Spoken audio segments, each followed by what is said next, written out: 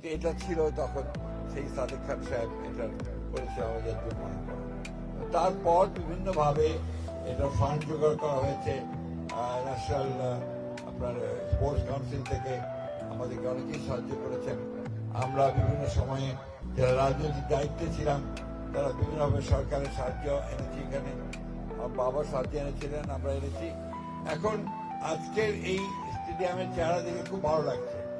বেশ চমৎকার একটা পরিবেশ তৈরি হয়েছে, সবুজ প্রান্তর, স্টেডিয়ামের গ্যালারি আছে এবং এখানে সত্যিকার অর্থেই ক্রিকেট, ফুটবল বা সব ধরনের খেলার একটা পরিবেশ তৈরি হয়েছে। এই যে ভবনটি আছে আপনার স্পোর্টস কাউন্সিলের যে ভবনটি জেলা পরিষদে, জেলা স্পোর্টস কাউন্সিল, সেখানেও আমরা বহু সভা করেছি, মিটিং করেছি, এগুলো অনেক স্মৃতি। যাই হোক, আমি যে কথাটা বলতে চাই যে আজকে আমাদের একটা নতুন করে একটা সুযোগ সৃষ্টি হয়েছে ছাত্র জনতার অভ্যুত্থানের মধ্য দিয়ে।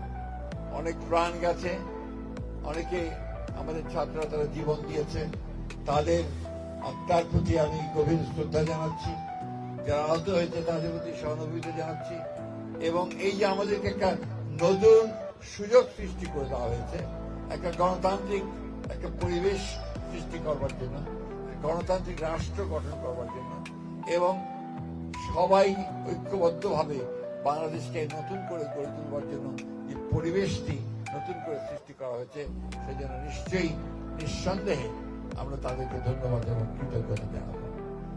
একটা কথা আমাদের সবসময় মনে রাখতে হবে যে দেশটা আমার, এটা অন্য কারো নয়। এই দেশটাকে গড়ে তোলার দায়িত্ব আমাদের। গত 15 বছরে এই দেশের প্রতিটি প্রতিষ্ঠানকে ধ্বংস করা হয়েছে। এখন সময় এসেছে এটাকে নতুন করে আবার গড়ে তুলবার। আমি বিশ্বাস করি ঠাকুরগাঁয়ের যারা ক্রীড়ামন্ত্রী আছেন তারা সবাই ঐক্যবদ্ধ হয়ে দল মত নির্বিশেষে, সেখানে যেন আবার দল মত ভাগাভাগি না করা হয়, দল মত নির্বিশেষে সবাই একসাথে যাদের যোগ্যতা আছে তাদেরকে দিয়ে সাংগঠনিকভাবে এবং খেলাধুলার ব্যবস্থা করতে হয়। আজকে খুব ভালো লেগেছে যখন স্বজন আমাকে বলছিল যে এখন আমাদের ঠাকুরগাঁয়ের অনেক ছেলে ঢাকায় এ ডিভিশনে খেলে। এটা একটা অনেকটা আনন্দের কথা। আরেকজন আছে যে তো ক্রিকেটের পেছনেই তার ক্যারিয়ারও তৈরি করে নিয়েছে, আমাদের বারেকাল রাশের সামনে আছে, রাশেদ বারেকালদার ছেলে। বারেকালের নামটা এই জন্য মনে আসে যে সে আমাদের খুব সমসাময়িক এবং খেলাধুলাতে অত্যন্ত বেশি উৎসাহী ছিল। সে এখন ক্রিকেট বোর্ডের একজন অত্যন্ত দক্ষ কর্মকর্তা। আমারও সুযোগ হয়েছিল একবার ক্রিকেট বোর্ডের সদস্য হওয়ার। এই সূত্রে ক্রিকেট আমাদের ভালো লাগার একটা খেলা। অনেক কিছুই মনে পড়ে এই রাশেদের বাবা বারেকালদার বাসায় আমরা আপনার তখন ডিশ নিয়ে এসে কিভাবে খেলা দেখবো সেই ব্যবস্থা আমরা করতাম। যাই হোক, এখন তো অনেক সহজ হয়েছে, খেলা দেখা যাচ্ছে সবসময়। যারা খেলছেন তারা নতুন নতুন করে বিভিন্ন একাডেমি ইনস্টিটিউশনে তারা কোচিং পাচ্ছেন।